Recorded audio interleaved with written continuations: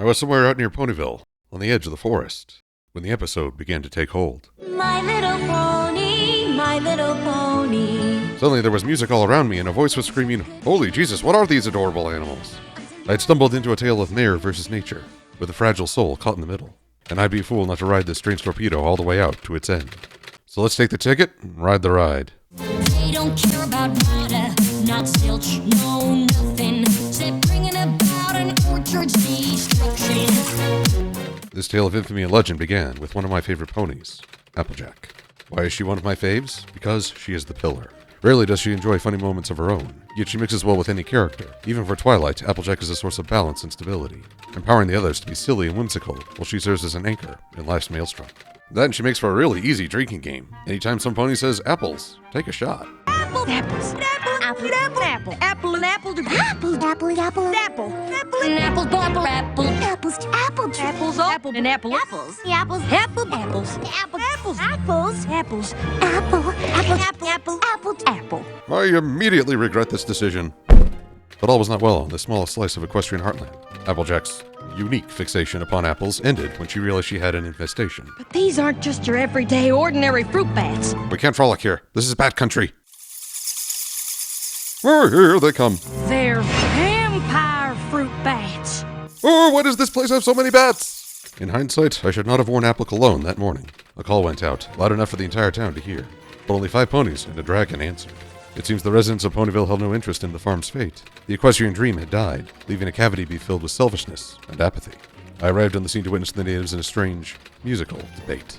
A story-driven melody with 2 characters clearly defining their roles. Applejack, my second favorite, described a dark tale of greed and consumption with some of the ugliest beings in history. This infestation was out to ruin her crop, and she would battle them to the last.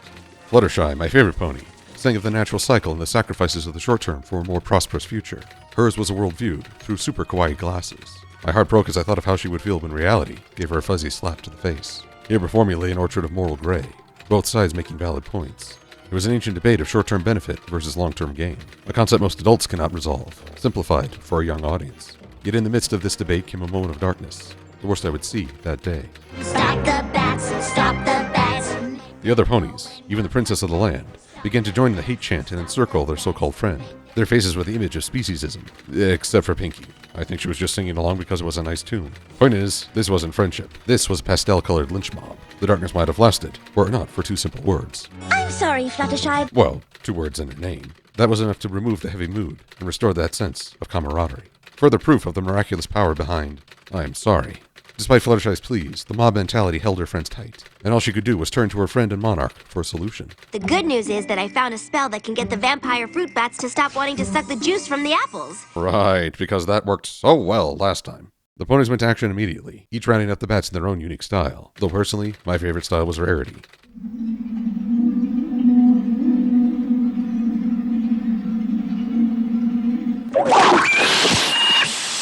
Oh, get it away before she has a chest burster! I had finally been given my first true look at these beasts when they weren't trying to dive bomb me, and never before had I seen such creatures. Even crop decimating swarms in Equestria usually carried a certain cuteness and charm. Even pony-eating hydras were kind of funny. These were the first creatures that I could truly consider ugly. Not as ugly and selfish as Applejack's depiction, yet far more intimidating than Fluttershy's dream. And I felt a certain respect for these beings. Dark and ugly in a world of pastel cuteness. Princess Twilight's solution lay entwined with the very fabric of their being. I had to ponder why the most magical pony would abuse her abilities in this way. Where could she have gotten the inspiration of using magic as a shortcut? And who could have set such a poor example for a young mind? Alas, the answer is shrouded in mystery. But if we don't do this, there won't be any apples left for any pony here in Ponyville. And suddenly, I wondered about the nature of these ponies. These architects of the weather, these shepherds of the land. Had they at last given in to their own hubris and trespassed in God's domain? Okay, that's too much. What? You're blaming ponies that aren't in this episode, calling the main 6 a lynch mob, and went from 0 to God complex in 3 seconds. They are altering a living being's nature for their own convenience. How is that not a God complex? They're looking for a quick solution in a world where magic is an option. You're assigning way too much meaning to one act in a kid's show. Oh, people always use that excuse. It's used as an excuse for bad writing. This is not bad writing. Don't bother citing message boards. Oh sure, name calling. That's mature. Hey, she's your mother too. God complex or no, the ponies continued to pressure Fluttershy, urging her to abandon her morals and use the stare on the bats. One might wonder why she is caving into group pressure after remaining firm in keep calm and flutter on. Yet there, she was given a task by the highest authority. Here, she is asking her friend to suffer a season of shortage and hunger with the hope of healthier crop.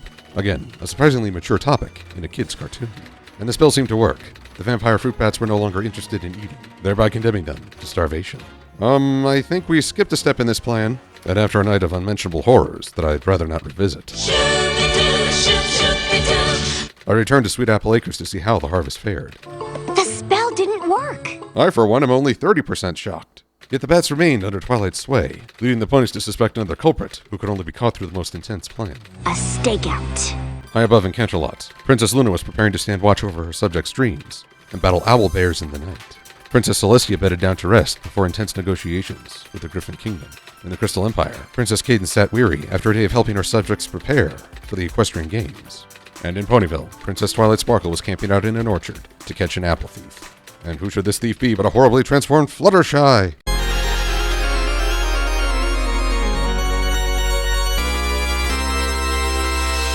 I would be terrified, yet this is not the freakiest thing I've seen today. Isn't that right, Meadow Song? Well said. Here before me flew the dawn of the newest meme. A meme so popular it filled an entire post on Equestria Daily in less than a day. Flutterbat had infected the entire fandom, and I was along for the ride. But honestly, we were promised a Flutter Dragon, then we got Flutter Hulk, and now Flutter Bat. What's next? Flutter Finn? Confound my imagination! Yet my thoughts turned to Applejack and the others, whose decisions had brought this dark consequence. Were they thinking of their own mistakes, or perhaps cursing their own impatience? Or just being really, really funny. That works too. No matter what mistakes Applejack had made, her priorities became clear as she sacrificed a prized apple to lure her friend into a rescue attempt. This simple act of sacrifice spoke leagues of the quality of her character, and the value she placed in her loved ones. Other ponies had funnier lines in this tale. Other ponies would be celebrated in artwork. Yet for me, Applejack would always be one of the best. And after a coordinated effort, the ponies finally undid their blunder, returning the world to its natural state, complete with a vampire bat sanctuary. And Spike got to do something useful, write a journal. Good for him.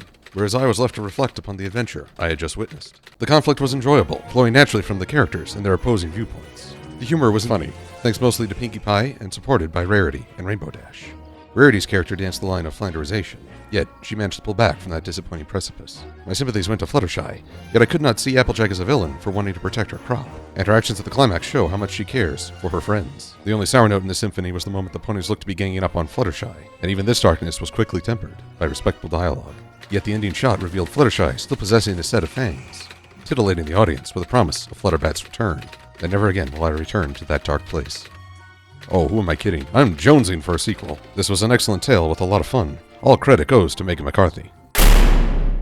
Meriwether Williams! But she wrote Ne'er-Do-Well and Spike at Your Service. And it's a rule that a writer must always be held accountable for their weakest work, with no chance for improvement. It's fan law. It wasn't until later that I realized I had taken a stupid pill that morning. Oh, I'd like to buy a copy of Princess Promenade, please. I have regretted that mistake ever since, though I stand by my criticisms of her past episodes. Bats was William's strongest entry into this series thus far. I can only hope we will see more work like this. This is Brony S. Thompson saying, I get high on friendship. Wait just a minute, there's another side to this. And if I did not defend them, then I would be remiss. These bats are mamas and papas too. They care for their young just like we ponies do.